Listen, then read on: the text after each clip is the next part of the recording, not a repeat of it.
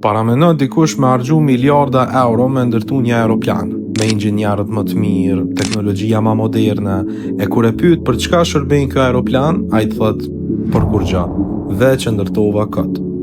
A e kishe marrë seriozisht? Normal që jo. Tash këqyre botën për rreth teje, zemra jote rreh rreth 100.000 herë në ditë pa e mendu ti. Mushkrit marrin frym, dielli linde perëndon çdo ditë. Toka rrotullohet me një shpejtësi marrëmendse, e ti as nuk e vrin. Në këtë univers çdo gjë ka një funksion. Atëherë a ka logjik që krej ky sistem u kriju pa asnjë qëllim? Njeriu nuk e bën asnjë send pa pas një arsye. Edhe një gozhdë e vogël ka funksionin e saj.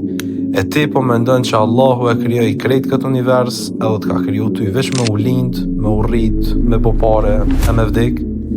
Edhe kafshët hajnë, pinë, flajnë e shumohen. Nëse qëllimi i njeriu do të ishte vetëm kjo, atëherë çfarë dallimi do të kishte mes njeriu dhe kafshës?